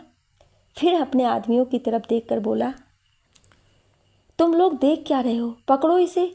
सारे आदमी बोले, यस सर, और सब ने अजय को घेर लिया और मारना शुरू कर दिया। फिर उसको चेयर पर बांध दिया। मनोज ने बोला, ये जो भी सब हुआ ना, वो सब हमारा ही प्लान था, तुमको तुम्हारे बिल से निकालने के लिए। हमें पता था कि तुम हमारे जाल में ज़रूर फंसोगे और तुम फंस गए। तुम्हारी कंपनी को खरीदना, तुम्हारे घर की नीलामी, सब मेरे प्लान के हिसाब से था। तुमने सोचा भी कैसे कि तुम मेरे रहते माही को हाथ भी लगा सकते हो? माही को मैंने अपनी मर्जी से तुम्हें किडनैप करने के दिया। मुझे नहीं लगा था कि तुम इतने बेवकूफ़ होगे। मनोज माही की तरफ मुड़ा और उसने माही को आज़ाद किया और माही ने अजय के गालों पर एक के बाद एक कई थप्पड़ बरसाए। उसको ऐसा करता देख मनोज को अपने दिल में खुशी महसूस हुई। उसने माही से कहा, तुम इसको कैसी सज़ा देना चाहती हो? माही बोली, वैसे ही जैसे ये मुझे मारना चाहता था और जैसे इसने मेरे परिवार को जलाया था। ये सुनते ही मनोज के गार्ड्स ने अजय के ऊपर पेट्रोल डाल दिया। अजय रहम की भीख मांगने लगा, लेकिन सब दूर हट गए। माही ने लाइटर जलाने के लिए उठाया ही था कि मनोज ने उसे रोक लिया। उसे याद आया कि माही के ऊपर भी पेट्रोल डाला गया है। उसने उसके हाथों से लाइटर लेकर खुद आग लगा दी। अब वहाँ सिर्फ अजय की चीखें सुनाई दे रही थी। माही उसको यूं जलते हुए देखे जा रही थी। मनोज ने उसे अपने गले से लगा लिया और दोनों घर आ गए। रात हो गई थी। सरला खाना बनाकर चली गई थी। माही आते ही नहाने बाथरूम में चली गई। वो काफ़ी देर तक नहाते रही। मनोज उसका इंतज़ार कर रहा था। वो जानता था कि आज वो बहुत ज़्यादा तकलीफ़ में है। माही बाथरोब पहने बाहर निकली तो मनोज ने उसे अपने बाहों में भर लिया। माही भी मनोज की बाहों में आते ही ज़ोर ज़ोर से रोने लगी। मनोज उसको काफ़ी देर तक यूं ही अपने गले लगाए रखा। जब माही चुप हो गई तो उसने कहा, अब सब खत्म हो गया। अब तुम आज़ादी की सांस ले सकती हो। आज से तुम अपना बीता कल भूल जाओ और आने वाली खुशियों पर ध्यान दो। ये बोलकर उसने माही के गालों पर किस कर लिया। माही ने मनोज से पूछा, आपको कैसे पता चला कि मैं कहाँ हूँ? इस पर मनोज बोला, मैंने जो ट्रांसमीटर तुम्हें दिया था उसी से तुम्हारी लोकेशन पता चली और उस अजय ने तो तुम्हें खुद ही बताया था कि वहाँ पर मौत का जल है। तो हमने सब पता लगा लिया और वक्त रहते बहुत सारे आदमियों को बुला लिया। माही इस बात पर खुश हो गई और मनोज से खुश होकर बोली, पता है मैं आपको वैसे देखकर कितना डर गई थी, आपने ऐसा क्यों किया? मनोज उसको अपने गोद में बिठाते हुए बोला, क्योंकि मुझे अंदर का कुछ पता नहीं था कि तुम किस हालत में हो। मैं कोई रिस्क नहीं लेना चाहता था, इसलिए मैंने वो तरीका निकाला। इस बात पर माही ने मनोज की आंखों में प्यार से देखते हुए उसके होठों पर किस कर लिया। मनोज ने भी उसे वापस किस किया। थोड़ी देर बाद दोनों ही सांस लेने को रुके, पर मनोज उससे कुछ ज़्यादा ही चाहता था। उसने माही से जानबूझकर उसको छेड़ते हुए पूछा, अच्छा माही, तुम क्या कह रही थी कि तुमने मुझे पत्नी का सुख नहीं दिया? वो कैसे? मैं समझा नहीं। माही बातों को समझ गई। उसके गाल शर्म से लाल हो गए। वो मनोज की गोद से नीचे कूदते हुए बोली, कब? क्या? मैंने तो ऐसे ही बोल दिया, मेरा ऐसा कोई मतलब नहीं था। ये बोलकर वो भागने के लिए बढ़ी तो मनोज ने झट से उसकी कमर को पकड़ लिया और उसको खींचकर अपने करीब कर लिया। माही के दिल की धड़कन जोर जोर से धड़कने लगी। मनोज ने माही को अपने बाहों में कसकर भर लिया और उसको ऊपर उठा लिया। माही के पैर अब हवा में थे। उसने माही के आंखों में देखते हुए कहा, इंटेंस आवाज में कहा, क्या सच में? पर मुझे तो कुछ और ही लगा। माही ने उसकी आंखों में शर्माते हुए देखा और बोली, क्या? क्या लगा आपको? मनोज ने कहा, मुझे लगा तुम मुझे खुद को ना छूने देने की माफ़ी मांग रही थी। माही ने प्यार भरी नज़रों से मनोज को देखा और उसके होठों पर किस कर लिया। अब तो जैसे मनोज को सिग्नल ही मिल गया हो। उसने माही के गले पर पागलों की तरह किस करना शुरू कर दिया। फिर दोनों बिस्तर पर गए और मनोज ने माही के कानों में बोला, क्या मुझे इजाज़त है? माही ने हाँ में सिर हिला दिया। फिर दोनों प्यार के आगोश में चले गए। अब वो दोनों हमेशा हमेशा के लिए एक हो गए। अगले सुबह मनोज की नींद खुली तो उसने माही को अपनी बाहों में उसके सीने से लगकर सोते हुए वो उसको बहुत ही मासूम लग रही थी। मनोज ने उसके चेहरे पर प्यार से अपने हाथों को फिराया और हल्का सा मुस्कुराया। फिर उसने उसको अपने बाहों में भरकर और करीब कर लिया और उसके होठों पर एक किस कर लिया। उस किस की वजह से माही की नींद खुल गई। उसने मनोज की आंखों में प्यार से देखा, उसके चेहरे को अपने हाथ से छुआ और बोली, मैं अपनी ज़िंदगी की हर सुबह यूं ही तुम्हें अपने करीब देखकर करना चाहती हूँ। ये सुनकर मनोज ने प्यार से हाँ में सिर हिला दिया। उसने प्यार से माही के माथे को चूमा। दोनों ऑफिस जाने के लिए तैयार हो गए। ऑफिस में पहुंचकर दोनों अपने अपने काम में व्यस्त हो गए। दोनों ही जब काम में डूब जाते थे तो फिर दोनों को ही किसी भी काम का कोई होश नहीं रहता था। धीरे धीरे दोनों का वक्त खुशियों और प्यार भरा बीतने लगा। अक्सर राहुल भी उन दोनों से मिलने आता रहता था। वो माही को अभी भी बहुत प्यार करता था, लेकिन उसने कभी भी माही को ये जताया नहीं। मनोज का बिजनेस काफ़ी जल्दी ग्रो कर रहा था। माही भी अब बहुत व्यस्त रहने लगी थी। बड़े बड़े फैशन शो में बुलाया जाता था। बड़े से बड़े सेलिब्रिटी उसके डिजाइन किए कपड़ों को पहनना चाहते थे। अक्सर वो बड़े बड़े पार्टीज़ में जाया करती थी। वो एक जानी मानी सेलिब्रिटी बन गई थी। दोनों अपने अपने काम में कितने भी बिजी क्यों ना हो, पर वो रात में एक साथ जरूर होते थे। कभी कभी तो जब माही शहर से दूर रहती थी तो मनोज उसके पास चला जाता था। वो हर कदम पर माही के साथ कदम से कदम मिलाकर खड़ा था। माही ने पूजा को भी अपने पास बुला लिया था। वो अब माही की असिस्टेंट बन गई थी। दोनों फ्रेंड कम, बहनें ज़्यादा लगती थी। एक दूसरे के लिए कुछ भी कर गुजरने को तैयार। कभी कभी तो माही पूजा से बात करने में इतनी डूब जाती थी कि वो मनोज को पूरी तरह से इग्नोर कर देती थी। मनोज को माही की बस यही बात अच्छी नहीं लगती थी। उसको पूजा से बहुत जलन होती थी, इसीलिए उसकी पूजा से बनती नहीं थी। दोनों अक्सर माही का ख्याल रखने को लेकर आपस में भिड़ जाते थे और माही उन दोनों के बीच हो रहे झगड़ों को देखकर खूब मज़े करती थी।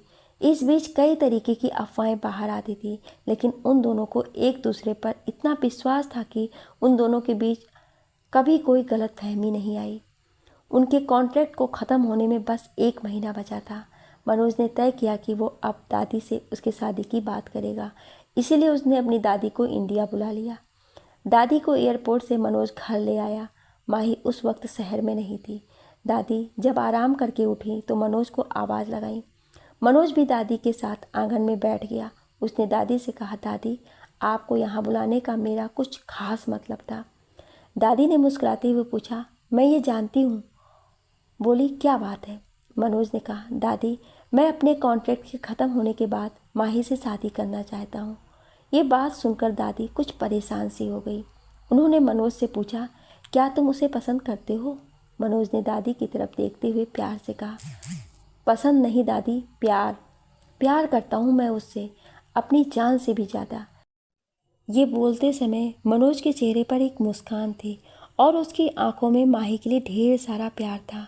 उसकी आवाज़ धीमी थी मगर बहुत ही शांत थी। दादी ये सुनकर दंग हो गईं। उन्होंने मनोज से बेचैनी भरे लहजे में कहा, मैंने तुमसे मना किया था ना कि तुम उससे प्यार नहीं कर सकते, तो फिर ऐसा कैसे कर सकते हो तुम? मनोज को दादी की बेचैनी कुछ समझ नहीं आई। वो बोला, लेकिन क्यों दादी, मैं उससे प्यार क्यों नहीं कर सकता? आपने जब मुझे उससे शादी करने को कहा था तब मैंने बिना कुछ पूछे ही उससे शादी कर ली, फिर अब आप मना क्यों कर रही थी? दादी बोली, थोड़ा सा सख्त लेकिन चिंतित आवाज़ में बोली, तब मेरी मजबूरी थी। एक गहरी सांस लेते हुए बोली, लेकिन मैंने ये कभी नहीं सोचा था कि तुम उससे प्यार करने लगोगे। मनोज थोड़ा परेशान होकर बोला, लेकिन दादी, इसमें प्रॉब्लम क्या है? बहुत सुंदर, अच्छी और बहुत ही टैलेंटेड लड़की है। आज उसने अपनी मेहनत से अपना नाम पूरी दुनिया में फेमस किया है और वो एक अच्छे ख़ानदान में भी आती है, तो फिर दिक्कत क्या है? दादी थोड़ा सा सोचकर बोली, तुम्हें क्या लगता है तुम्हारी दादी इतनी छोटी सोच की है जो मुझे उसके अनाथ होने से कोई दिक्कत है? जो तुम झूठ बोल रहे हो कि वो अच्छे ख़ानदान से है, मुझे उस लड़की से कोई दिक्कत नहीं है। तुम जिससे भी चाहो शादी करने को मैं खुशी खुशी तैयार हो जाऊंगी, लेकिन मैं तुम्हारा टूटा दिल नहीं देख पाऊंगी बेटा। मनोज को दादी की बात कुछ समझ में नहीं आई। उसने दादी से बोला, मेरा दिल क्यों टूटेगा दादी, मैं माही को बहुत अच्छे से जानता हूँ। वो मुझे छोड़कर कभी किसी और को नहीं चाहेगी। ये बात मनोज ने बहुत ही घमंड के साथ कही। और रही बात मेरे झूठ बोलने की, तो मैं झूठ नहीं बोल रहा हूँ। वो सच में एक बहुत ही अच्छे ख़ानदान में से आती है। वो दिल्ली के ओबेरॉय ख़ानदान की वारिस है। दादी ने जब ये सुना तो वो कांपने लगी। मनोज उनकी यह हालत देखकर बहुत घबरा गया। उसने कहा, दादी, दादी, आपको क्या हुआ? आप इतना कांप क्यों रही हैं? उसने दादी को तुरंत ही एक गिलास पानी दिया। दादी ने कांपते हुए मनोज की तरफ देखते हुए कहा, क्या कहा बेटा, क्या वो शेखर की पोती है? मनोज ने हाँ में सिर हिला दिया। दादी की आंखें आंसुओं से भर गई। उन्होंने कहा, हे भगवान, जाने अनजाने में मुझसे ये कैसी गलती हो गई। मैंने बिना कुछ जाने उसकी जान को इतने बड़े खतरे में डाल दिया। अगर उसको कुछ हो गया तो मैं शेखर को क्या मुंह दिखाऊंगी? मनोज दादी की बात सुनकर बेचैन हो गया। वो परेशान होकर बोला, ये आप क्या बोल रही हैं दादी? कैसा खतरा? मुझे साफ साफ बताइए। दादी मनोज को देखती हैं और उससे बोलती हैं, बेटा, मैं और शेखर हम दोनों ही बहुत अच्छे दोस्त थे। हम दोनों ने ये तय किया था कि हम तुम दोनों के बड़े होने पर शादी कर देंगे, लेकिन कुछ समय बाद उनकी मरने की खबर मुझे मिली।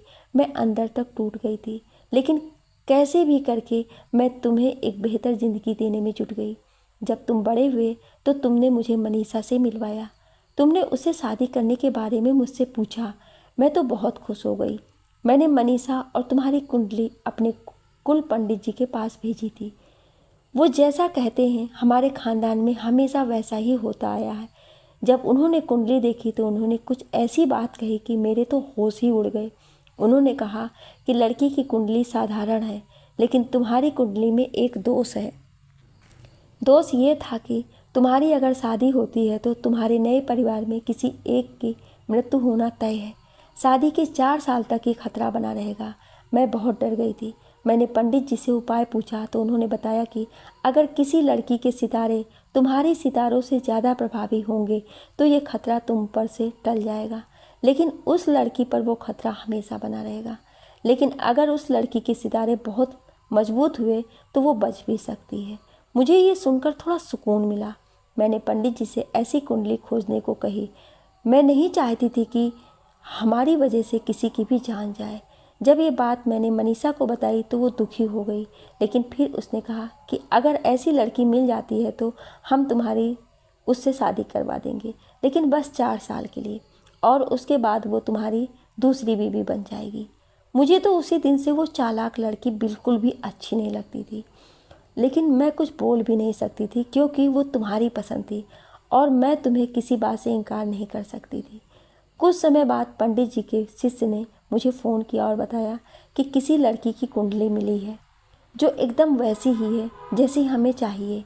वो बता रहे थे कि कुछ दिन पहले ही उस लड़की और एक लड़के की कुंडली उनके पास आई थी शादी के लिए, लेकिन लड़के ने शादी कैंसिल कर दी। तो पंडित जी ने मुझे फ़ोन करके ये बताया और किसी लड़की का नंबर दिया। मैंने उससे बात की, लेकिन उसको खतरे के बारे में नहीं बताया। बस यही बोला कि 4 साल के लिए शादी करना है, उसके बाद मैं उसको 20 करोड़ रुपए दूंगी। वो लड़की तुरंत तैयार हो गई। मैं तुम्हारे लिए खुश थी, लेकिन उस लड़की के लिए दुखी। मैं नहीं चाहती थी कि उसकी जान को कोई खतरा हो। मैं स्वार्थी हो गई थी। मैंने उसे मौत के मुंह में धकेल दिया। मुझे माफ़ कर दो बेटा, मेरे पास कोई चारा नहीं था। ये बोलकर दादी ज़ोर ज़ोर से रोने लगी और आगे बोली, इसीलिए मैं नहीं चाहती थी कि तुम उसके प्यार में पड़ो। मैं तुमको टूटते हुए नहीं देख सकती बेटा, पर मुझसे तो अब और बड़ा गुनाह हो गया है। वो बच्ची पहले ही कितना कुछ झेल चुकी है, अब मेरी वजह से उसकी जान को खतरा है। ये सुनकर मनोज मुस्कुराया और बोला, दादी आप बिना इतनी सी बात से परेशान हैं, आप टेंशन ना लीजिए, ऐसा कुछ नहीं होगा। इतना समय बीत गया लेकिन अभी तक ऐसा कुछ नहीं हुआ। आप परेशान ना हो, और आपकी वजह से ही तो मैं अपने बचपन के प्यार से मिल पाया। अगर उस भगवान ने हमें फिर से मिलवाया है तो वो हमें अब फिर जुदा नहीं करेगा। मुझे उस पर पूरा भरोसा है। मनोज दादी को देखता है और उनसे आराम करने को कहता है। दादी फिर से आराम करने चली जाती हैं। दादी को कमरे में भेजने के बाद मनोज अपने कमरे में चला गया। वो बहुत बेचैनी से अपने कमरे में इधर से उधर घूमने लगा। वो इन सब बातों पर यकीन तो नहीं करता था, लेकिन जब उसने पहले हुई कुछ घटनाओं पर ध्यान दिया तो वो बेचैन हो उठा। उसने खुद से ही बोला, कहीं वो सारी बात सच तो नहीं। नहीं, माही को मुझसे कोई अलग नहीं कर सकता, कोई नहीं, खुद भगवान भी नहीं। अभी मनोज अपने रूम में बेचैनी से घूम ही रहा था कि तभी माही घर पर आ गई। माही सीधे मनोज के कमरे में गई तो उसने मनोज को परेशान होकर इधर उधर घूमते देखा। उसने मनोज को आवाज़ दी, मनोज मनोज। ने जब माही की आवाज़ सुनी तो वो भाग के गया और जाकर सीधे माही के गले लग गया। माही मनोज को यूं घबराया देखकर डर गई। उसने मनोज से कहा, मनोज कुछ हुआ है क्या? आप इतने बेचैन क्यों दिखाई दे रहे हैं? दादी ठीक तो है ना? मनोज ने माही को और ज़ोर से गले लगा लिया।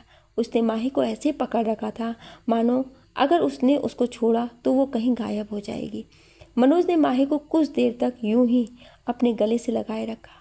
फिर उसने माही के चेहरे को अपने दोनों हथेलियों से भर लिया और उसने माही के होठों पर किस कर लिया। माही ने मनोज को आश्चर्य से देखा। उसकी आंखों में आज तक सिर्फ माही के लिए सिर्फ प्यार था, लेकिन आज उसको बेचैनी और कुछ अजीब सा डर दिख रहा था। उसने मनोज से पूछा, क्या बात है डियर? तुम इतने घबराए हुए क्यों दिख रहे हो? कोई बात है क्या जिससे तुम इतने परेशान हो? आज तो दादी आने वाली थी, वो कहाँ है? क्या वो ठीक तो है ना? मनोज ने उसे हाँ में सिर हिलाकर जवाब दिया। उसने फिर से माही को अपने गले लगा लिया और बोला, लव यू माही, मुझे कभी छोड़कर मत जाना। माही थोड़ा मुस्कुरा कर बोली, मैं कहाँ जा रही हूँ, मैं तो यहीं हूँ। मनोज आप इतने परेशान क्यों दिख रहे हैं? मुझे सच सच बताओ, क्या बात है, बताइए, आपको मेरी कसम। वैसे तो मनोज माही को कुछ बताना नहीं चाहता था, लेकिन अब उसके पास कोई रास्ता नहीं था। उसने माही को सारी बात बता दी। माही ने प्यार से मनोज के कंधे पर अपने दोनों हाथों को रखते हुए प्यार से मनोज की आंखों में देखा और उसके होठों को किस कर लिया और बोली, क्या आप मुझे इतना प्यार करते हैं? मनोज ने कहा, मैं तुम्हें अपनी जान से भी ज़्यादा प्यार करता हूँ। माही उसको प्यार से देखते हुए बोली, आप क्यों परेशान होते हैं? मुझे कुछ नहीं होगा। देखिए, अगर आप पुरानी घटनाओं के बारे में सोच रहे हैं तो हमने तो हमारे पुराने दुश्मनों को वैसे भी ख़त्म कर दिया है। अब हमारा कोई दुश्मन नहीं है। आप खामखा परेशान हो रहे हैं। अब आप ये सब बातें सोचना बंद कर दीजिए। मैं इन सब बातों पर विश्वास नहीं करती। मनोज ने माही को देखा और प्यार से बोला, विश्वास तो मैं भी नहीं करता, लेकिन ये बात तुमसे जुड़ी थी, इसीलिए मैं बेचैन हो गया। तुमसे जुड़ी कोई बात मेरे लिए छोटी बात नहीं है। ये बोलकर उसने माही को किस किया और दोनों एक दूसरे के प्यार में खो गए। रात को दादी, माही और मनोज सब लोग एक साथ बैठे। दादी ने माही को देखा तो प्यार से उसके माथे को चूमते हुए बोली, एकदम चांद का टुकड़ा है मेरी बहू। माही शर्मा गई। उसे पहली बार मनोज की दादी का प्यार मिल रहा था। दादी ने माही से कहा, बेटी तुम एकदम अपने माँ के जैसी दिखती हो, बहुत सुंदर, एकदम शांत। माही बोली, दादी माँ आप तो मेरे परिवार को अच्छे से जानती हैं, तो बताइए ना कि सब लोग कैसे थे। दादी माही को इतना उतावला देख मुस्कुराई और बोली, तुम्हारी माँ बिल्कुल शांत, प्यारी और बहुत ही मीठा बोलने वाली थी। वो बहुत ही अच्छी थी क्योंकि वो अपने काम में बहुत ज़्यादा बिजी रहती थी, इसीलिए मेरी कभी उससे उतनी बात नहीं हुई। लेकिन तुम्हारा दादा शेखर एक नंबर का बदमाश और अकड़ू इंसान था, कभी किसी से नहीं बनती थी उसकी, लेकिन मैं भी उसी की जैसी थी, इसलिए मेरी उससे दोस्ती हो गई। वो बहुत ही दयालु स्वभाव के थे, यही उसकी खासियत थी जो मुझे बहुत पसंद थी। वैसे तो वो किसी से नहीं डरता था, लेकिन तुम्हारी दादी से बहुत डरता था और वो तुम्हारी दादी पर लट्टू था। तुमको पता है वो उनके घर के कितने चक्कर लगाया करता था, लेकिन उसको अपने दिल की बात बोलने में से बहुत डरता था। उसके लिए तो पहला लव लेटर भी मैंने ही लिख कर दिया था। ये सुनकर माही और मनोज खूब जोर जोर से हंसने लगे। दादी और माही बहुत देर तक ऐसी ही बातें करने लगी। अंत में दादी ने माही के हाथों के ऊपर अपने हाथों को रखते हुए कहा, बेटी अगर मैं कुछ मांगूं तो तुम मुझे दोगी। माही ने हाँ में सिर हिला दिया। दादी ने कहा, बेटा मुझे अपने जीवन का 1 महीना दे दो। तुम इस 1 महीने तक मेरे आंखों के सामने रहो, यही इसी घर में। तुम अब से कहीं भी किसी भी काम के लिए बाहर नहीं जाओगी, चाहे कुछ भी हो जाए, जब तक मैं ना कहूँ। देखो बेटा, मुझे पता है तुम लोग इन सब बातों पर विश्वास नहीं करते, लेकिन अपनी इस बूढ़ी दादी का दिल रखने के लिए ही सही, बस 1 महीने के लिए मेरी बात मान जाओ। माही ने दादी को प्यार से देखते हुए कहा, दादी माँ आपके लिए कुछ भी ठीक है। मैं 1 महीने तक कहीं नहीं जाऊंगी, यहीं रहूंगी आपके सामने, आपके पास। दोनों लोग मिलकर खूब मस्ती किया जाएगा। मनोज को भी दादी की बात सुनकर आराम मिला। तीनों लोग आराम से बैठकर बातें करने लगे। अगले दिन पता नहीं कैसे मनीषा को पता चल गया था कि मनोज की दादी घर आई हुई है। वो अपनी पूरी बेशर्मी के साथ मनोज के घर पहुंच गई। उसने दरवाजे के बाहर खड़े होकर सोचा, हाँ माही तुम चाहे कितनी भी सक्सेसफुल हो जाओ, लेकिन मनोज की दादी तुम जैसे अनाथ लड़की को कभी भी गुजराल खानदान की बहू नहीं बनाएंगी। और रही बात मनोज की, तो उसको जो दादी कहेंगी वो वही करेगा।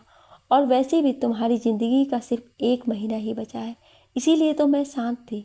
अब मरने वाले को क्या मरना, ये सोचकर वो अपने आप में ही हंसते हुए घर के अंदर चली गई। वो अंदर जाते हुए बोली, दादी दादी कहाँ हैं आप? देखिए मैं आई हूँ आपसे मिलने। मनीषा की आवाज़ सुनकर दादी और माही दोनों लिविंग रूम में आ गई। माही बोली, लगता है दादी माँ मनीषा आई है आपसे मिलने। दादी ये सुनकर एकदम से चिढ़ गई और बोली, इतना कुछ करने के बाद इस बेशर्म की इतनी हिम्मत कि वो यहाँ तक आ गई।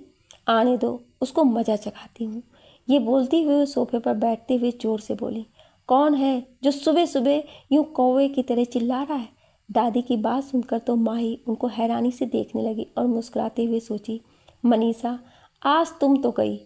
जब दादी ने ऐसा कहा तो मनीषा उस वक्त तक लिविंग रूम में आ चुकी थी। उसने जब दादी की बात सुनी तो शर्म से उसने अपनी आवाज़ धीमी कर ली और आगे बढ़कर दादी माँ के पैर छूने के लिए बढ़ी तो दादी माँ ने बोला, ए लड़की तू कौन है और ये मेरे पास क्यों आ रही है? दूर जा। ये सुनकर तो मनीषा अवाक रह गई और पीछे हटते हुए बोली, दादी मैं। तभी दादी बीच में बोली, ए लड़की ये मैं क्या लगा रखा है? तुम कोई बकरी हो क्या? ये सुनकर तो माही बड़ी मुश्किल से अपनी हंसी पर कंट्रोल कर पाई। माही को ऐसा हंसता देख मनीषा गुस्से से लाल पीली हो गई। वो फिर बोली, दादी मैं मनीषा। दादी बोली, कौन मनीषा? मैं तो तुम्हें नहीं जानती। मनीषा ने गुस्से से अपनी दोनों मुट्ठियों को बांध लिया और ज़बरदस्ती हंसते हुए बोली, दादी आप मुझे भूल गई? दादी तपाक से बोली। तुम कोई प्रधानमंत्री तो हो नहीं जो मैं तुम्हें याद रखूंगी। अब तो माही जोर से हंसती। माही को हंसता हुआ देख मनीषा ने घूर कर माही को देखा और मन ही मन बोली, हंस लो माही, जितना हंसना है हंस लो, मैं तो तुम्हें बाद में मज़ा चखाऊंगी। वो फिर से एक ज़बरदस्ती की हंसी के साथ बोली, दादी मैं वो हूँ जिससे मनोज शादी करना चाहता था और आपने मेरी और मनोज की कुंडली मिलवाई थी। दादी बोली, हाँ तो? दादी की इस बात को सुनकर तो माही आंखें बड़ी बड़ी करके दादी को देखने लगी और मन ही मन सोची, क्या बात है दादी, क्या बेइज्जती की है, मुझे नहीं पता था कि आप इतनी कमाल हैं। दादी की बात सुनकर मनीषा दांत पीसते हुए मन ही मन बोली, ये बुढ़िया, इसकी तो मैं। लेकिन वो फिर अपने आप से बोली, नहीं मनीषा, अभी नहीं। तुझे अगर मनोज से शादी करनी है तो तुझे अपने गुस्से पर कंट्रोल करना होगा। एक बार बस ये बुढ़िया तैयार हो जाए और तेरी शादी मनोज से हो जाए, तब तब मैं इस बुढ़िया को भी सही कर दूंगी। मनीषा फिर से बेशर्मी के साथ बोली, दादी क्या मैं आपको बिल्कुल भी याद नहीं? दादी अचानक से बोली, हाँ हाँ मुझे याद आया। तो वही बेशर्म लड़की है ना जो मेरे पोते की शादीशुदा ज़िंदगी खराब करना चाहती है। तो वही है ना जिसने मेरी पोता बहू को फंसाने के लिए जाल बिछाया। तुझे मैं कैसे भूल सकती हूँ? तेरे जैसे बेशर्म लड़की तो मैंने अपनी ज़िंदगी में कभी नहीं देखी, जो इतना कुछ करने के बाद भी मेरे सामने खड़ी होने की हिम्मत कर रही है। दफ़ा हो जाए यहाँ से, इससे पहले कि मैं तुझे धक्के मारकर बाहर निकाल दूँ। ये सुनकर तो मनीषा के पैरों तले ज़मीन ही खिसक गई। उसने अपने गुस्से को पिया और माही की तरफ जलन और नफरत भरी निगाहों से देखा। मन ही मन माही को खूब गालियाँ दी और मुड़ कर जाने लगी तो दादी ने आवाज़ दी, ए लड़की सुन। आवाज़ सुनकर मनीषा रुक गई और पीछे मुड़ी तो दादी ने कहा, मैं तेरी दादी नहीं, मुझे दादी मत बुलाया कर। मुझे दादी सिर्फ मेरी पोता बहू माही और मनोज ही बुला सकते हैं। बाकी दुनिया के लिए मैं आयशा गुजराल हूँ। तो फिर आइंदा कभी मुझे दादी मत बुलाना। तुम्हारी जैसी पोती से तो अच्छा है मैं सांप पाल लूँ। अब जा। ये सुनकर तो मनीषा पूरी ऊपर से नीचे तक गुस्से से लाल हो गई। उसकी इतनी बेइज्जती आज तक किसी ने भी नहीं की थी। उसने अपने आप को शांत किया और मन ही मन बोली, बुढ़िया तुझे मैंने सबक ना सिखाया तो मेरा नाम भी मनीषा नहीं। ये सोचकर वो मुड़ी और घर के बाहर निकल गई। वो सीधे अपने कार में गई और कार के स्टीयरिंग पर जोर जोर से हाथ मारने लगी। फिर गुस्से से पागल होकर चिल्लाते हुए अपने बालों को खींचने लगी और चिल्लाने लगी, बुढ़िया तेरी तो माही, ये सब तुम्हारी वजह से हुआ है। मैंने भी तुम्हारी ज़िंदगी नर्क ना बना दी तो कहना। Mahi I hate you, Mahi I hate you. Living room में माही और दादी दोनों मिलकर खूब ज़ोर ज़ोर से हंस रही थी। दोनों मनीषा का मजाक बना रहे थे। दादी बोली, कितनी बेशर्म है ये लड़की, इतना कुछ के बाद भी मुझसे मिलने आई थी। उसे क्या लगा मैं बेवकूफ़ हूँ जो तुम्हारा डाइवोर्स करा के मैं अपने पोते की शादी इस लोमड़ी से करा दूंगी। इसने ऐसा सोचा भी कैसे? माही हंसते हुए बोली, पर दादी ऐसे किसी का मजाक बनाना अच्छा तो नहीं होता ना। दादी बोली, ऐसे लोगों के साथ ऐसा ही करना चाहिए। फिर दादी और माही ने कुछ देर तक बातें की। क्या आप इस कहानी का अगला भाग सुनना चाहते हैं? तो कमेंट में यस या नो ज़रूर लिखिएगा। Thank you.